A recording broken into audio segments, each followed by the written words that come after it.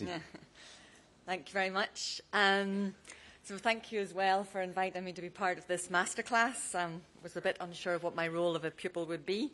But essentially, I'm going to give you a little bit of a background to why I suppose I'm here today and what my experience in research and science communication really is.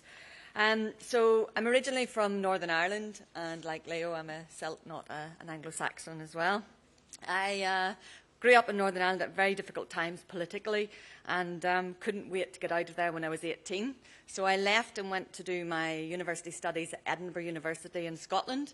It was during this study of psychology, it was the degree I took, I was fascinated by human behaviour. I was fascinated by why we do what we do, and realised that one way of continuing that fascination was to actually carry out research.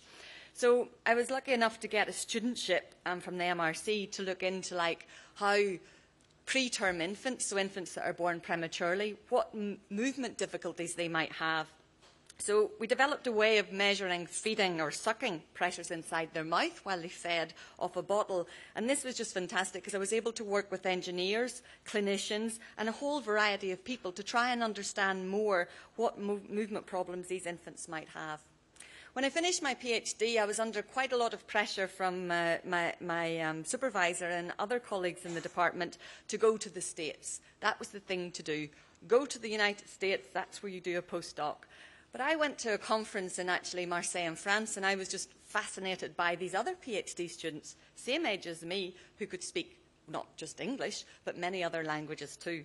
And I thought, I want to go to Europe, I want to learn another language. So my PhD supervisor gave me the email address of somebody in Marseille.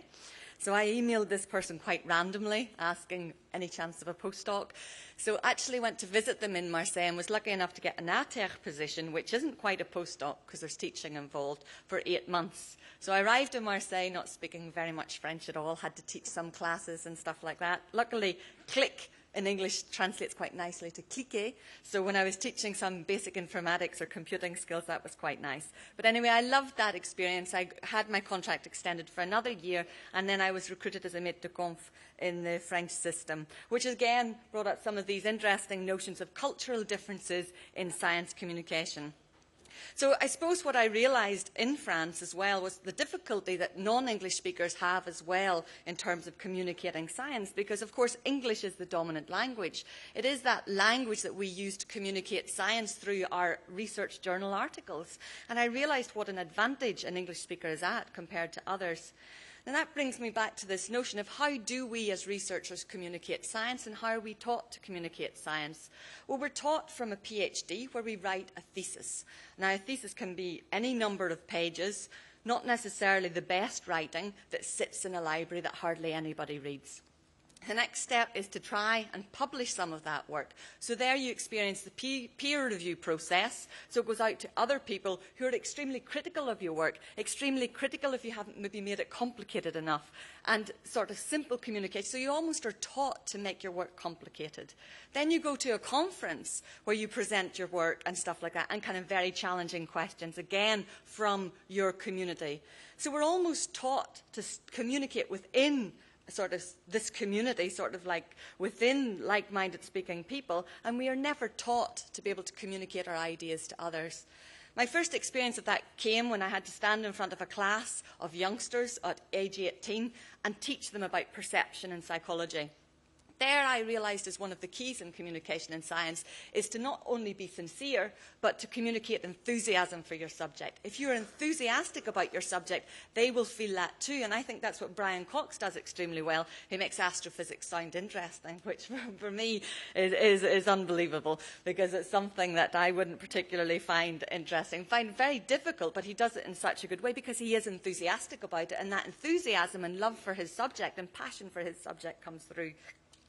So this follows on to, I suppose my question for the panel is, our research nowadays has to make an impact in society. We are funded from taxpayers' money. It is only normal that we should, in turn, be able to show them how our work might make a difference to their lives. And I think it's only right that we do this. But the other point is, when we go to a conference and we communicate to people in our area, we have a dialogue with them.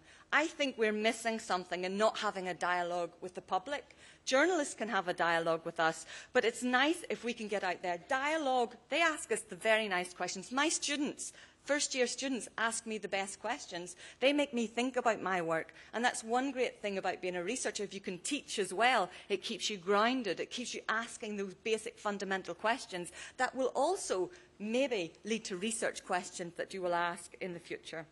So my question is, are we using archaic methods of communication that are leading to bad communication for researchers? Is there a need to open up a dialogue with the public? I think there is, and obviously policymakers, and seeing how our research can make an impact.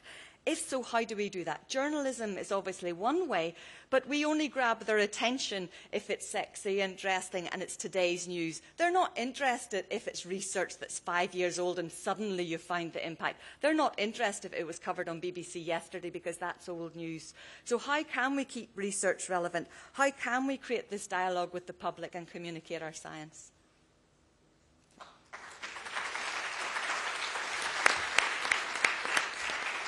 Thank you, Cathy. Now, I have to be extremely strict on time. 30 seconds each to react, please. Okay, 30 seconds, starting now, is it? Yep. Okay. Yeah, Cathy's raised some interesting points. I thought it was interesting that she and Francesca both talked a bit about going to conferences and meeting people at conferences. And I think if I was to look for another action out of a meeting like this, it would be that we in Europe spend a lot of money, not to each individual, but overall a lot of money, sending our brightest young men and women to conferences internationally. I go to conferences all over the world, and I meet some of the most exciting young European scientists. We need a more structured system for ensuring that when all of our young people arrive in Singapore or Chicago or wherever, that we have a system whereby they work collegially together, learn from each other, and not operate in a bubble, as it seems to me very often happens, that they just turn up, give a presentation at a meeting, and go back to their hotel room. We need a more structured use of our ambassadors around the world. Oui, pour compléter. Yes, just to complete what you said earlier. Any research project in the European Union, and this is also the case in France, should have this communication dimension to it. Through a film, a clip, there's a Space Odyssey film, for example, which is a good example of that, but you do need to make sure that within each project there is financing for that as well as a separate component. And dialogue with the public, of course, is the best way also in getting the message across to politicians.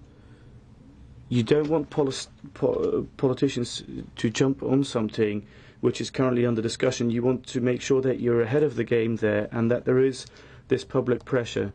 But by all means, please keep your passion and your ambition. You did it very well. Thank you very much. Thank you, Cathy. And our last pupil, Lata, is going to take the floor.